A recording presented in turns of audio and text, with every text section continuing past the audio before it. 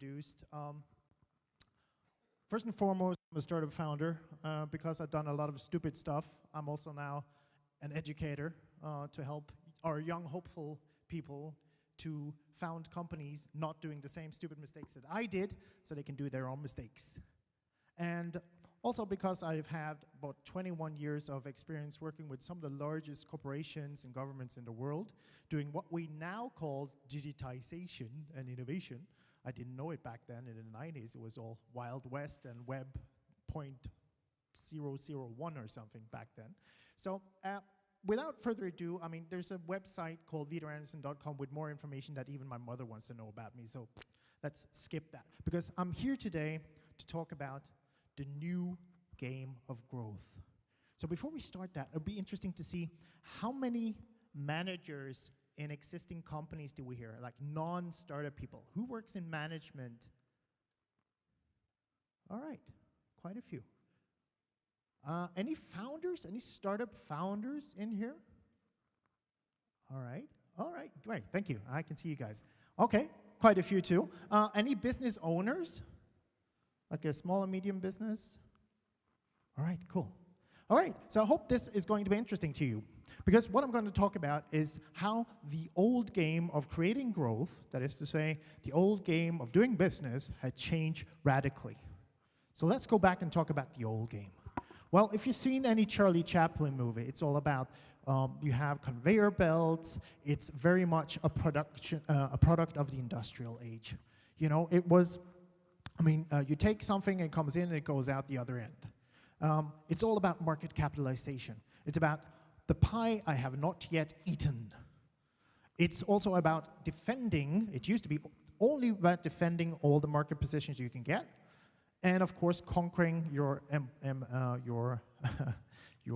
competitors' market share by any means, almost anything, as long as it was sort of legal. And of course, at glacial speeds.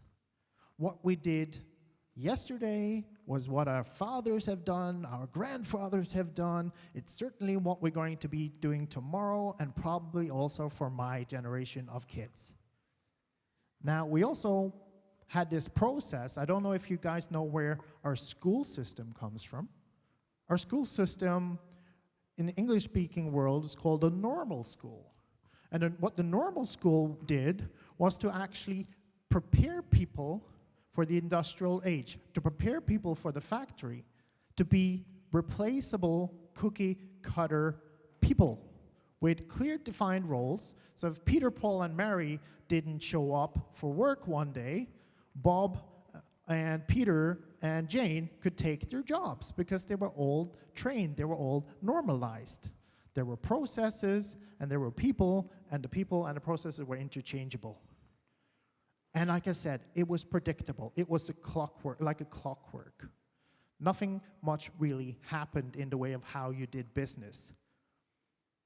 So the old game, I'm sad to say, is gone. It's not really going to cut it to keep working like that. And what do I mean by that? What's the new game? Well, here's one guy you might have heard of. We're now in a post-industrial age. We're living through a revolution, and anybody who's living through a revolution is not actually necessarily able to notice it. Because, as one famous scientific author said, William Gibson, the future is already here, it's just not even distributed. So, nowadays, we know it's about creating new markets, not necessarily conquering the existing, not necessarily just expanding the product line that you already have. It's about creating new wealth through creating new markets. What the hell do I mean by that? Well, these are famous examples you might have seen. You might have it at home as well. All these products in themselves created an entirely new market, and they were dominating in some of the cases, like Post-it, Nespresso, IBM, dominating for years in this market. And of course, one of these guys who has been really famous at doing it in our modern times, you might have heard of Apple, you might have heard of the iPad, you might have heard of Steve Jobs, and how a lot of people laughed their asses off for about 3 years. Well, the guy who had the last laugh, now even from his grave, is Steve Jobs. He was laughing to the bank for 3 years, going to the bank and just seeing they were dominating in creating a new market for a product that nobody thought they needed, but they actually did. So what they did was they created a new market between the desktop and your laptop and your phone, which were the iPad, something you could use on the couch where you don't have to go to the desk, you don't have to find a stationary computer. Now, the bad news is as well as this is forever now accelerating. There's a lot of factors that I'm going to be talking about that is making this probably a never-ending accelerating story. That means that it's no longer predictable. What we did yesterday may or may not be the thing that we should be doing tomorrow, and it's definitely impossible to know what we're going to be doing 10 years out. Some proof of that. The average life expectancy of a Fortune 500 company, that's the Standards & Poor's index of the most successful, largest 500 companies, is going down. Whereas we see here in the 60s, it used to be that a large company could expect to at least survive for 60 years. The trend now is going down to maybe less than 10. And like I said, it's just accelerating. Why? Well, one of the factors is digitization, as you might have heard of. It's going digital. We are now approaching a point here which someone say will lead to a singularity, which is basically just to say that we're soon now approaching a tempo, we're approaching a speed that's making it exponentially impossible to see what's coming next. It used to be that it was almost linear, and now it's going rapidly up. So the exponential technology development is making things extremely unpredictable, what's going to come next. Now, as well, it used to be that your competitors were like the company next door or your peers. The companies that were just as big as you, or maybe just a little bit smaller, but hungrier. Nowadays, they're also startups. And people are talking about, oh, why is this hype? This is just a hype, you know, startups comes and goes, it's just a new topic. I hate to break it to you guys, but this is probably going to be the next way of doing business. This is not going away, because one of the reasons is right here, it's in the numbers. There has never been so much money available in the market to startups worldwide. Why? Well, there's several different factors. One is that banks are not really that great at returning growth to their customers. So a lot of people with money and a lot of corporations with money are looking to risk capital to invest in high growth vehicles, which are called startups. And what this means is that what was impossible to actually consider or even imagine just a couple of years ago, that some little upstart in the US could disrupt the whole taxi business worldwide and be funded with over $2 billion just like that, and compete with like anybody basically. It was unheard of.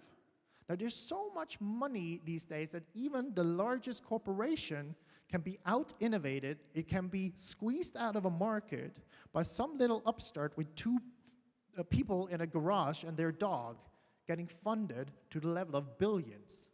This is unprecedented. And as you see, the trajectory does not show any signs of slowing down.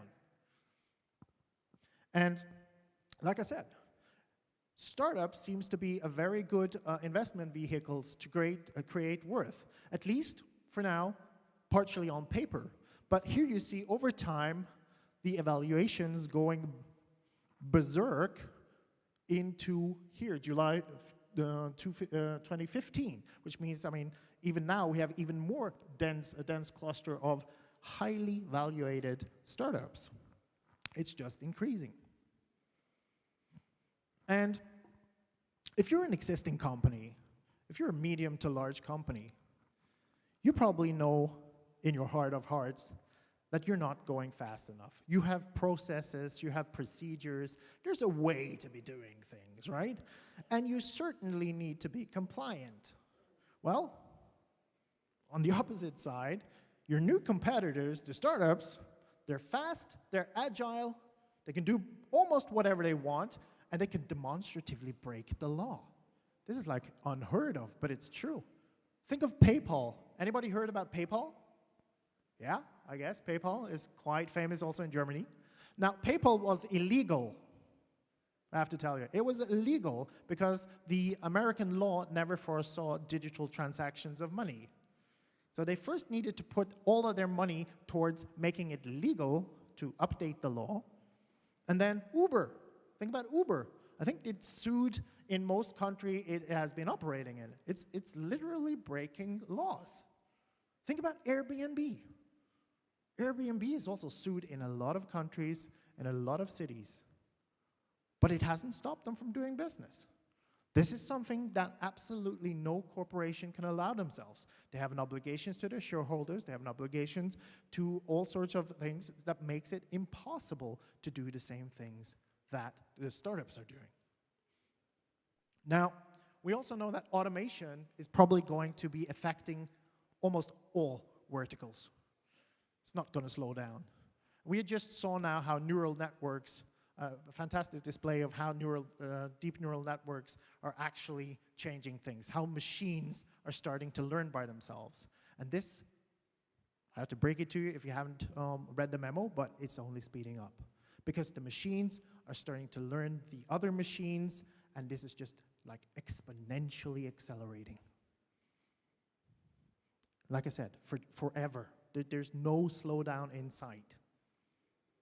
Now, it used to be that we just could execute our existing business model. We could just do whatever we used to be doing, and that would be like extending the business that we've been doing so well so far, and we weren't really concerned about searching for new business models. We're not really searching for where would we be in 10 years from now? Where would we be in 15 years by now? Because there wasn't really a reason for it. You know, it wasn't burning. It was a good business. And to some of you guys, it might still feel like it's a good business. But I don't know if you sleep well at night, but maybe you do. But have you actually considered where your business is going to be within 10 to 15 years? Where you are going to be affected by how machine learning is changing things, how artificial intelligence is changing things, how automation is changing things? Have you done that sort of mental exercise for you and your business? And if you're an employee, have you been considering where you're going to be in 5 to 10 years? Are you going to be redundant? Is the machine going to be doing your job? Now, it used to be that we thought that being a company was always only about execution. What we know in startup territory, because I guess there's some startups up here, they're also probably thinking, we're going to eat the lunch of all these companies who are not really paying attention, because that means that we can move fast, we can change things, and we can steal their market share. And it used to be, now we know that the startups, they're experts in searching. They're experts in attacking existing incumbents because they're much faster and they can break the law. Now, the big message here to you guys, which is going to be like beating with a hard stick, is that if you want to be a successful company going forward, you need to be searching and you need to be executing at the same time. And I'll get back to what I mean by that. And also, we know by now that problem solving, not task solving, is going to be much more relevant for employees going forward. We're going to have to use more polymaths, that is to say, people with a much more diverse, combined skill set. And we are going to be able to, we have to be adapting to a whole other level of speed and agility in our processes. And we know now that these processes on the search side, that is to say the fast and agile and sort of run like Mark Zuckerberg says, run fast and break things department of searching for new crazy businesses needs to be on the separate side, or has to be sort of in a different department of your company, not inside of daily operations. Because as you might imagine, if you're in a company and you have some people who are like saying, well, we can easily change something, and we can do something differently, and it's like daily operations are always going to be asked you, it's like, okay, so what's the return here? What's the return on our bottom line? Can we add more profitability right now, year one? Or no, we could do this and we could do that, and it's like, no, stop. We have to always continuously execute. We also have to deliver on our KPIs, and our KPIs are short term, it's like 1 to 2 years. And they're like, yeah, but okay, get back to work. So we need to separate these things. I'll hopefully come back to that. And we know now, it also helps if you have a gateway between the two. That is to say, if you're doing execution and search, if you're doing the disruptive innovation inside your company, and you're doing the the execution of your daily operations, it's very helpful when you institutionalize this to have a gateway between the two worlds, so that we also have the opportunity for all kinds of people in the organization to try out how it is to work on the other side. Because I'm not here to tell you guys to say that we are only going to be needing the crazy innovative people. I mean, we are still going to, for a very long time, need the people who can execute, who loves to work in a set process, who loves to be working with known knowns. But we also need the crazy people who can disrupt you, who can find the new business ways before your business model gets obsolete. So the way we do this, by natural selection, is basically allowing people to try out in your organization where do they work the best. Can they live with uncertainty? Do they love to live with uncertainty and try new crazy stuff? Or do they want more predictability? Okay, so put them in daily operations or put them in your innovation department. So what we know now is that the disruption or disruptive innovation is completely mutually exclusive to sustaining. What I'm trying to say here is that there's a world over there which is doing crazy innovative stuff, and there's a world over here that are actually going to have to worrying about your bottom line today.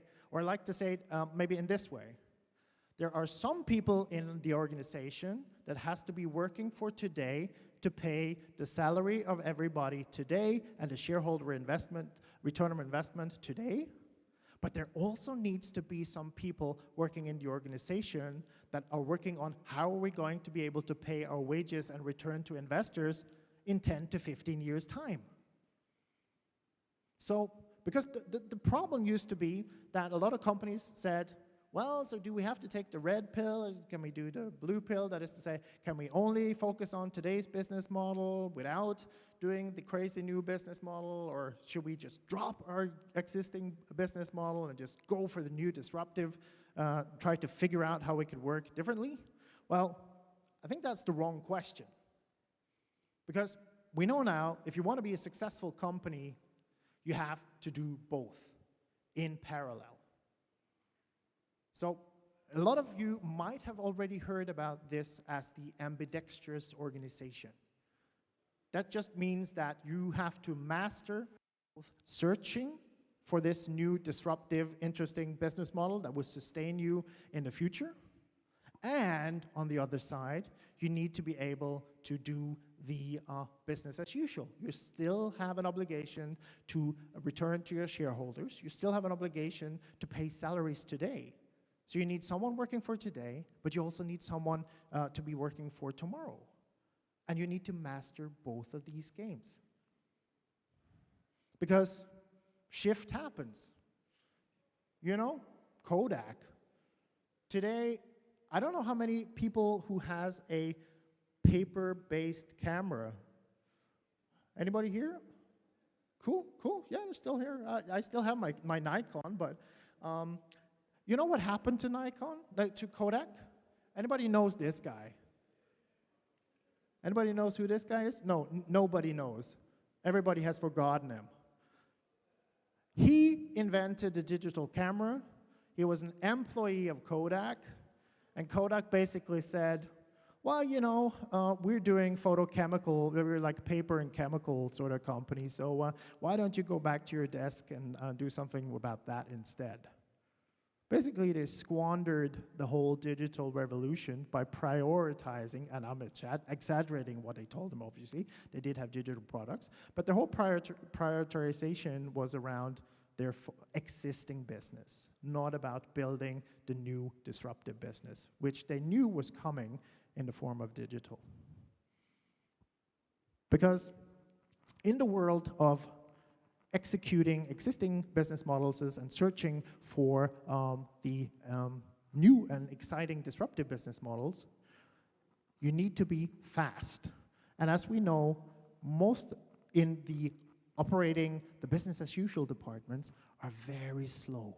There's compliances, there's like people you need to ask, there's permissions, and there's cycles, there's quarterly results, there's KPIs you have to always have to meet, and so on and so forth.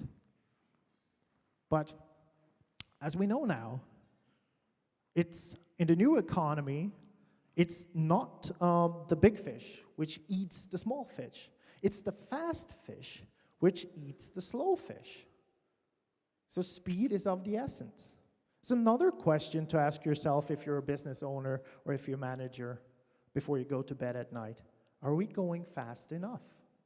Because this is not some new whippersnapper Mark Zuckerberg telling you this. It's Klaus Schwab of the World Economic Forum, an old distinguished gentleman. So this is what it looks like today.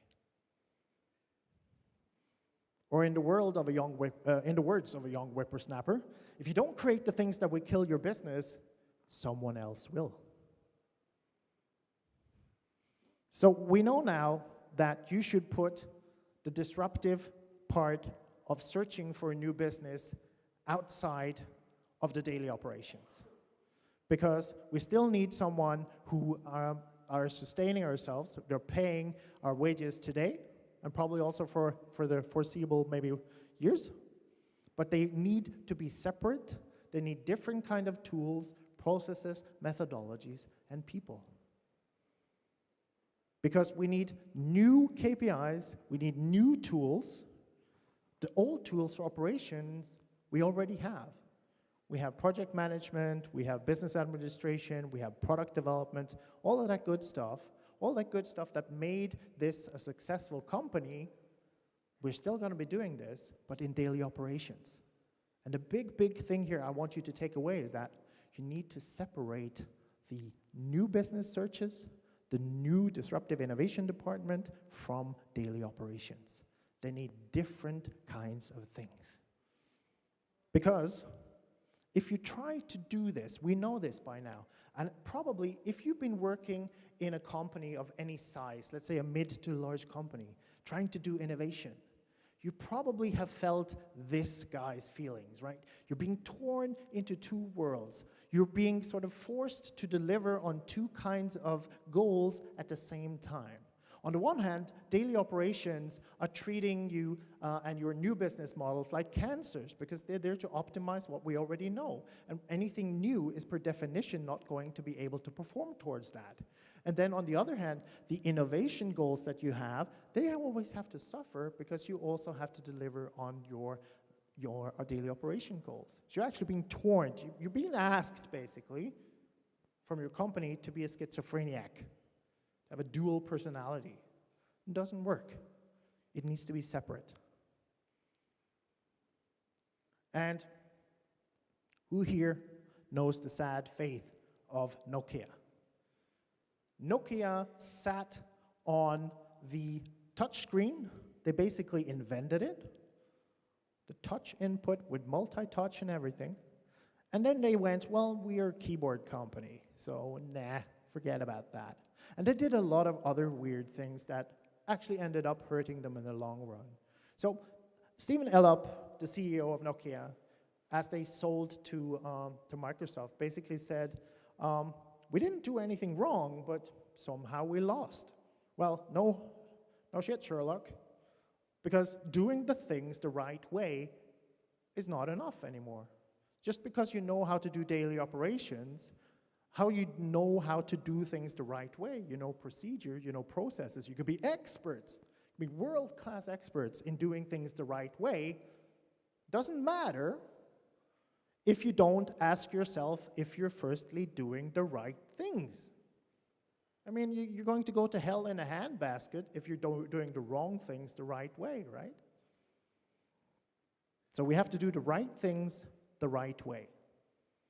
And how the hell do we find out if we're doing the right things? Well, how do we ensure that? First of all, we don't use any of these tools because they're really useless and terrible for innovation. We have like the Boston Consulting Group growth metrics. Some may have been forced to report on using this. We have strategy maps. Nope, throw them away. We have waterfall project management. No, it's not going to work because what this does, you're probably familiar with waterfall like Gantt diagrams, and it looks very fancy and it's very nice, but if you get something wrong, you're only going to find out when you launch here. So we're going to have another idea about how to manage things in a project as well. Organizational charts, you know, if you have something here and you need to go all the way up to get some permission to do something stuff, it's not going to work as well because it's just too slow. Command lines, nah, maybe works fantastically for the army, but it's not something you can actually wait for. If you need a response here, should we do this, should we try this? And it takes ages to reach actually who needs to sign off it and approve it, but it's going to go too slow. So there's a lot of outdated tools that are just really not suited for doing innovation, but they're fantastic to be using in daily operations. But for a very long time, we've been confusing that the fact that they are not really well suited for innovation. So actually, which is a paradox, is that the tools that were so successful in making the companies so successful, so great, so big, scaling them up, are now an impediment because they're using the wrong way. So they're like the antithetical to continuous innovation or disruptive innovation. So what do we do? Should I just drop the microphone and walk off stage, or do I have something more interesting to update you on? Hopefully, you have heard about some of these things. I mean, one of the things you can do when you're talking about innovation in your organization is to introduce a common level of understanding about what is innovation in the first place. And there's an excellent model. I think it was probably one of the single or only useful things that McKinsey ever made, but it is a model that will help you and your organization and your managers and your stakeholders to have a common understanding about what kind of innovation is it that you're doing. If it's Horizon 1, that's what we call daily operations. That's what's been going on about and on and on and on. Hey, daily operations, executing, so on and so forth. Known knowns, mature business. Now we're moving over into Horizon 2 and 3, which are not the same as Horizon 1. And the more you move towards Horizon 3, the more out in the horizon it is. So basically, let's skip that theoretical one and just look at this one. If you know your business model already, it's Horizon 1. It's the one thing you did yesterday, last year, probably going to be doing tomorrow. Partially known, well, Horizon 2 is sort of, yeah, we can see where it's going. It's more like iteratively going over time with our existing product line. And then we see some technology changes, market changes, socioeconomic trends. They're probably going to change a lot for our business, but they're still sort of over the hill, back over the horizon, if you will. Now, using this allegory or using this model, it helps you to have an informed discussion with your management, with your teams, about how to go about it. Because for Horizon 1, that is execution, that is daily operations, we are already doing this pretty well today. Because it's executing the current core, and it's delivering value to our company today. Now, Horizon 2 and 3 is all about searching for new business models today to generate value for tomorrow. So what does that mean? Where do we do what? So basically, Horizon 2 and 3, those are the crazy people. Those are the people who needs to be outside of daily operations.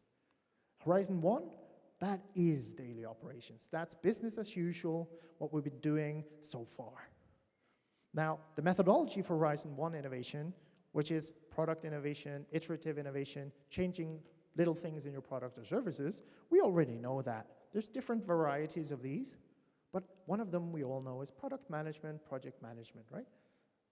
Usually some sort of a stage gate process, idea, scoping, business case, development, testing, validation, launch, so on and so forth.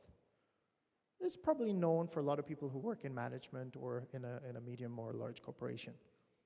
And this extends the core business models. It extends the business that you're already doing. Now, this is all known. This is like what you are taught in business and management school, so I don't have to talk more about that for you right now. What's more interesting is, what the heck do we do with 2 and 3, Horizon 2 and 3 innovations? That is to say, the crazy people over there, over the fence, the people who are sort of poking holes in our existing business models to find what could work for the future. Now, one of the things that we know now is that the lean startup methodology is quite helpful if you're searching for a scalable and repeatable new business model that is currently unknown. And this is not something that sort of is just a hype. It's the most downloaded and read article on Harvard Business Review, because large corporations has found out that it works very well inside a corporation as well, not just for startups. And this is quite ironic because, as you might know, lean came from corporations. Kaizen, continuous improvement, and so on and so forth, lean engineering, it came from Toyota. Then agile and Kanban sort of came in the digital world, and then lean startup movement sort of looked at what industry had been doing so far, and now it has come back as lean innovation management. It's gone full circle. It was optimized, if you will, by startups, and it's now being implemented in large companies. We have a new KPI. There's a lot of information here, but you're going to be getting the presentation anyway, so I won't be getting into the details. I just wanted to pass on to you that there are new KPIs that you can use for highly disruptive innovation. So you don't have to despair. It's like you don't have to necessarily use what you know by now. There are answers. We call it, for instance, the innovation readiness level. It's based on the technology readiness level. That's from NASA and the Department of Defense. This is quite serious stuff. It's quite heavily used in scientific circles. And we have a process. There's process. You can actually have a completely known process of how to go about creating disruptive innovation, how to actually drive disruptive innovation inside of your company. Now, the methodologies we already talked about. There's the lean startup. You can use something called the lean launchpad or any other structure that supports and using more scientific method, whereas you state hypotheses as fast as possible. You do experiments to test those guesses. I mean, hypothesis is just a fancy word for guesses. And then you get data, and then you get supported by external and internal mentors, that is to say, people who can hold you accountable and poke in your data and say, is that your gut feeling, or do you have some data to support that hypothesis? And then what that does is that over time, rapidly, we're gathering data, we're gathering facts from the guesses, we're getting to facts, and we can put that into our innovation readiness level KPI. And like I said, this is not some modern fancy stuff that I just pulled out of my behind. This is actually something now that's used by even the Department of Defense, the Army in the US, Coca-Cola, Walmart, and so on and so forth. And also, like I said at the beginning, it's super important that sooner or later you put a wall almost physically, even maybe removing the people who are supposed to be doing the disruptive innovation, the people who are trying to find new business ways for tomorrow in your organization, because what we know now is that over time, if they're inside of the same structure in your organization, that will not end well. Now, there's also all sorts of ways you can think about how can you do this, sustain this over time, how can you do certain things at certain stage. This is highly academic by now, so I'll just leave it in there for you guys to ponder later. And that was all I had to say about innovation today. There are new ways that you can use in your company. The startup guys out there probably are using a lot of these lean startup methodologies already. And if you hadn't already, it's time now to think about how are you getting your business ready for tomorrow, today. Thank you very much.